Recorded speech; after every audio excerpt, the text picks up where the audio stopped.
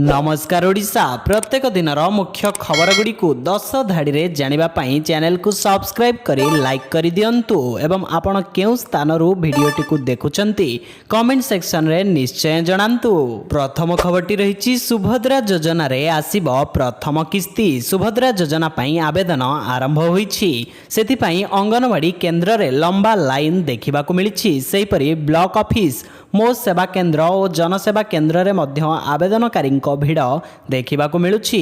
एमिति कि गाँव में घर घर बुली अंगनवाड़ी दीदी माने फॉर्म बांटुछंती। यह सहित फॉर्म केमिति पूरण करा जिवो आउ केउ सबु प्रमाणपत्र दे आवेदन करिवे से नै मध्य सचेतन करुछंती।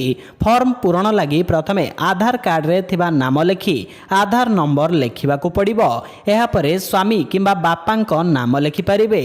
जन्म तारीख स्थान रे आधार कार्ड रे थिबा तारीख देबाकू पड़िबो। जुलाई 1 सुधा आवेदनकारी को अति कम रे 21 वर्ष हेउथिबा दरकार। एहा परे जाति संपर्क रे थिबा बॉक्स रे टिक मारिबा को हेबो। मोबाइल नंबर बॉक्स रे आधार कार्ड लिंक होइथिबा नंबर देबाकू हेबो। विकल्प भाबे अन्य नंबर मध्य देई हेबो। एहा परे ठिकाना लेखि आधार लिंक थिबा बैंक अकाउंट नंबर देबाकू पड़िबो। फॉर्म फिलअप परे एहा सह निजर आधार कार्ड बैंक पासबुक और राशन कार्ड रो फोटोकॉपी देई ऑनलाइन रे सुभद्रा पोर्टल रे आवेदन करा जिवो। सूचना योग्य जे सेप्टेम्बर 17 तारिख रे योजनार शुभारंभ दिन कार्ड सह हिताधिकारी को प्रथम किस्ती मिलिबो। एहा पूर्वरु आवेदन परे केवाईसी जांच करी हिताधिकारी तालिका चूड़ांत हेबो। परवर्ती खबर रहिछि बुलडोजर एक्शन रे लागिबो ब्रेक। बुलडोजर एक्शन उपरे लागिला ब्रेक। सोमवार बुलडोजर एक्शन नै उद्वेग प्रकाश करिसेंती सुप्रीम कोर्ट।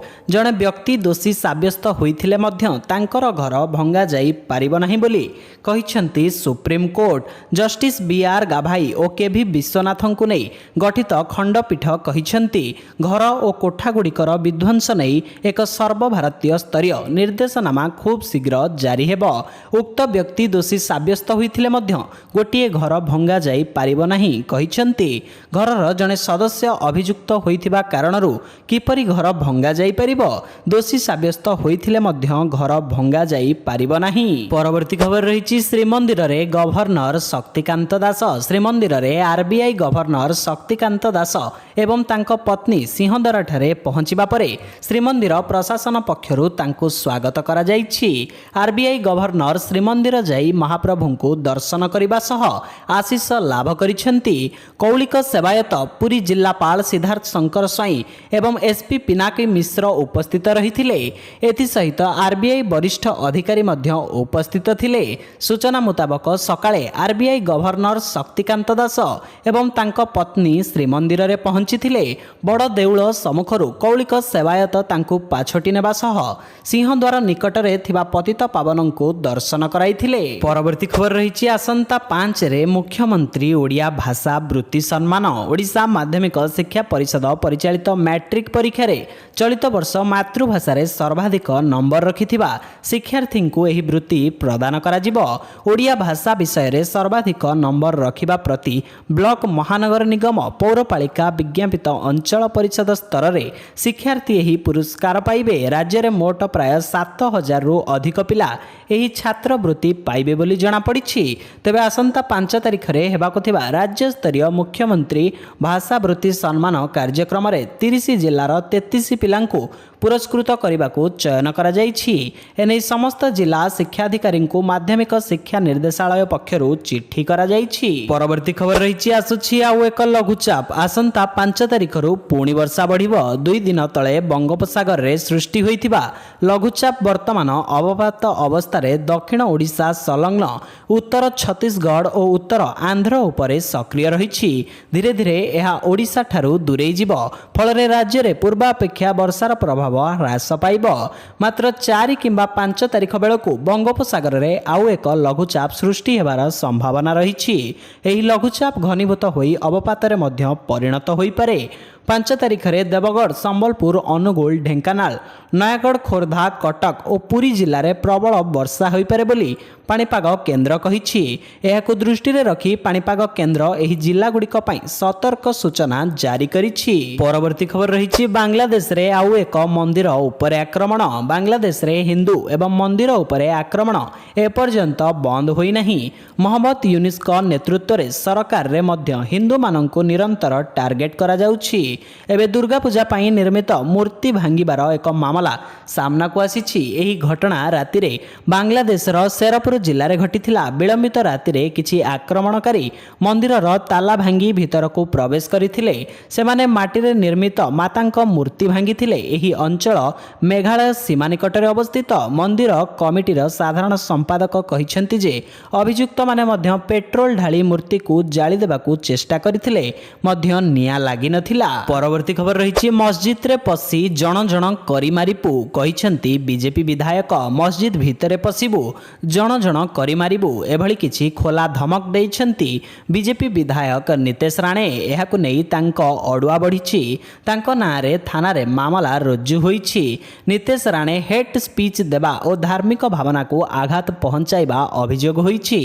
ଏହାକୁ ନେଇ ତାଙ୍କ ବିରୋଧରେ ଧାରା 302, 153 ଏବଂ ଭାରତୀୟ ନ୍ୟାୟିକ ସଂହିତାର ଅନ୍ୟ ବିଭାଗ ଅନୁଯାୟୀ ମାମଲା ରୁଜୁ ହୋଇଛି।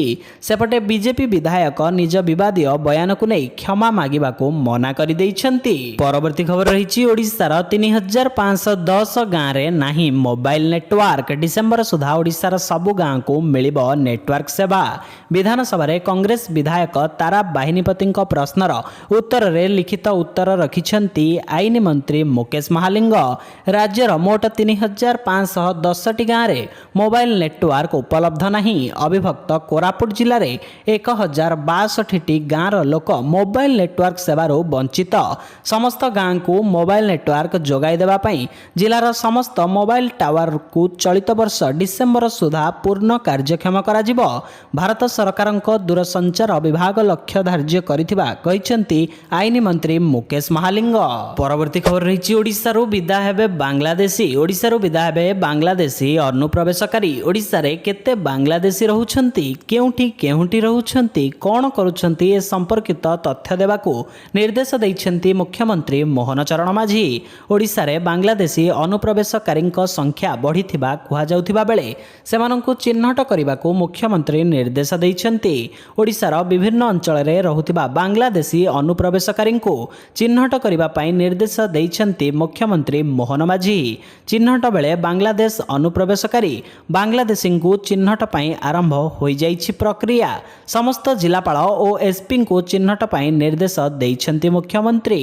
ତହସିଲ, ବ୍ଲକ, ଥାନା ସ୍ତରରେ କମିଟି ଗଠନ ପାଇଁ ନିର୍ଦ୍ଦେଶ ଦିଆଯାଇଛି। ପରବର୍ତ୍ତୀ ଖବର ରହିଛି ଦେଶରେ ବିଜୁଳି ଖର୍ଚ୍ଚକୁ ନେଇ ଆସିଲା ବଡ଼ ଅପଡେଟ୍। ଭାରତରେ ବିଦ୍ୟୁତ ବ୍ୟବହାର ବୃଦ୍ଧିକୁ ନେଇ ଚିନ୍ତା ଭିତରେ ଏକ ନୂତନ ଆଶ୍ୱସ୍ତିକର ରିପୋର୍ଟ ସାମ୍ନାକୁ ଆସିଛି। କହି ରଖୁଛୁ ଯେ ଅଗଷ୍ଟରେ ଦେଶରେ ବିଦ୍ୟୁତ ବ୍ୟବହାର 4.7% ହ୍ରାସ ହୋଇ 144.21 ବିଲିୟନ ୟୁନିଟ୍ରେ ପହଞ୍ଚିଛି। ଏହାର ମୁଖ୍ୟ କାରଣ ହେଉଛି ଦେଶରେ ସ୍ୱାଭାବିକ ବର୍ଷାଠାରୁ ଅଧିକ ହେବା ଯୋଗୁଁ ଏୟାର କଣ୍ଡିସନର ଓ କୁଲର ଭଳି ଉପକରଣ ଗୁଡ଼ିକର କମ୍ ବ୍ୟବହାର।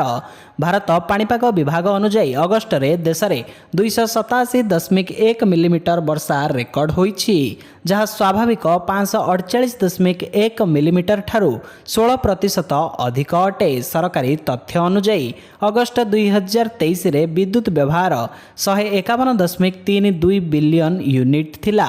ଗୋଟିଏ ଦିନରେ ସର୍ବାଧିକ ଯୋଗାଣ ମଧ୍ୟ ଅଗଷ୍ଟ 2024ରେ ହ୍ରାସ ପାଇ 216.68 ଜିଗାୱାଟ୍ ହୋଇଛି, କିନ୍ତୁ ଏହା ଏକ ବର୍ଷ ପୂର୍ବେ ସମାନ ମାସରେ 236.29 ଗିଗାୱାଟ୍ ଥିଲା। ପରବର୍ତ୍ତୀ ଖବର ରହିଛି 2 ମାସରେ ବନ୍ଧା ହେଲେଣି 39 ସରକାରୀ ବାବୁ। ଶାସନକୁ ଆସିବା ପରେ ଆକ୍ସନ ମୋଡରେ ମୋହନ ସରକାର। କ୍ଷମତା ଗ୍ରହଣ କରିବାର 2 ମାସ ଭିତରେ ଧରା ପଡ଼ିଲେଣି 39 ଜଣ ଦୁର୍ନୀତିଖୋର ସରକାରୀ ଅଧିକାରୀ।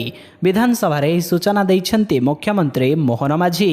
ବିଧାନସଭାରେ ବିଜେପି ବିଧାୟିକା ଉପାସନା ମହାପାତ୍ରଙ୍କର ଭିଜିଲାନ୍ସ ଚଢ଼ାଉ ପ୍ରଶ୍ନ ଉପରେ ଉତ୍ତର ରଖି ମୁଖ୍ୟମନ୍ତ୍ରୀ କହିଛନ୍ତି ଗତ 80 ଦିନରେ 39 ଜଣ ଦୁର୍ନୀତିଖୋର ସରକାରୀ कर्मचारी उपरे भिजिलांस रेड करिछि। एहा सह 49 कोटी 35 लाख टंकार आय बहिर्भूत संपत्ति जबत करा जाइछि। सेहिपरि गत वर्षक भितरे पाखापाखि 115 कोटी टंकार आय बहिर्भूत संपत्ति जबत करा जाइछि। परवर्ती खबर रही विद्युत बिल उपरे मिलिब 80% सब्सिडी। आर्थिक दृष्टि शक्तिशाली करने सरकार देशर कृषक मानू अनेक सुविधा जोगाउछंती। एभली परिस्थिति रे सरकार समस्त चाषी को बहुत भल खबर देइछंती।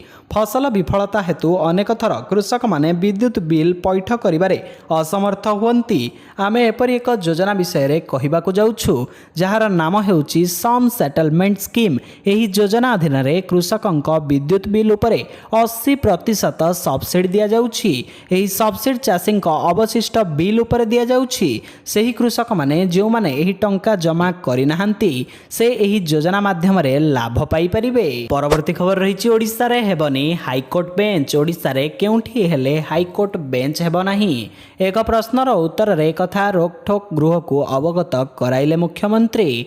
वर्तमान ओडिशार विभिन्न स्थान रे हाईकोर्ट बेंच प्रतिष्ठा नै दाबी हेउछि हेले ताहा प्रतिष्ठा होई परिबो नाही। एहा द्वारा पश्चिम ओडिशा रे बेंच प्रतिष्ठा पई जेउ दाबी हेउछि सेथिरे भट्टा पड़िछि। तबे एहाकु नै बीजेडी कांग्रेस सरकारंकु समालोचना करिसंती। गृह रे विधायक कलिकेश सिंहदेव कहिसंती जे केंद्र रे और राज्य रे बीजेपी सरकार अछंती। उभय सरकार चाहिए हाईकोर्ट बेंच प्रतिष्ठा होई परिबो। परवर्ती खबर रही भाजपार टेंशन बढ़ाइले अजित पावार। अजित पावारंक दल एनसीपी जम्मू काश्मीर विधानसभा निर्वाचन पई एहार प्रार्थी आउ एक तालिका प्रकाश करिछि। एही तालिका रे दल 16 जन प्रार्थी दैछंती। एनसीपी भाजपा ठारू पृथक भाव एठारे विधानसभा निर्वाचन रे प्रतिद्वंदिता करुछि। तेबे महाराष्ट्र रे उभय दल एकाठी निर्वाचन लढुछंती।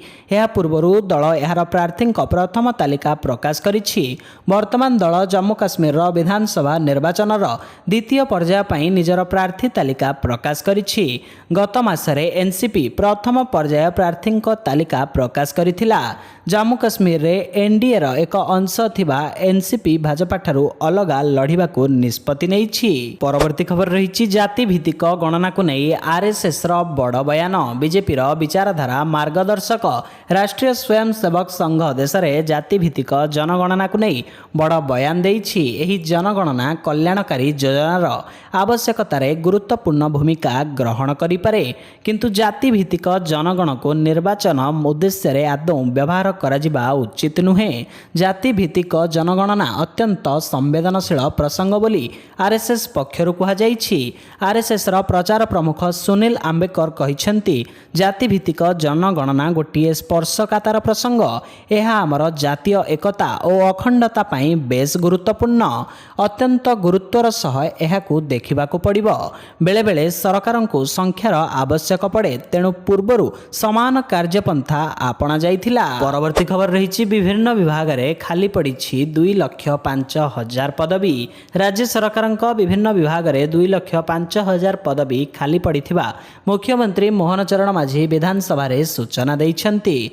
राज्य रे मंजूरी प्राप्त मोट कर्मचारी संख्या 5,96,000 थिबा बेले प्राय एहार अधा संख्यक पदवी खाली रहिछि। राज्य रे केतेक संख्यक मंजूरी प्राप्त कर्मचारी संख्या केते एवं केउ विभाग रु केते संख्यक मंजूरी प्राप्त कर्मचारी को पदवी खाली रहिछि विधानसभा रे विधायक गणेश्वर बेहरा प्रश्न करिथिले। मुख्यमंत्री उत्तर रे दैथिबा तथ्य अनुसार स्कूल एवं गणशिक्षा विभाग रे सर्वाधिक 63,405 पदवी खाली रहिथिबा बेले एहा पछकु स्वास्थ्य विभाग रे 39,127 पदवी खाली रहिछि। एथि से तो चैनल रे नुआ थिले आपनक भल पाइबा सदृश चैनल को सब्सक्राइब करी गोटे लाइक करि दियंतु। जय जगन्नाथ।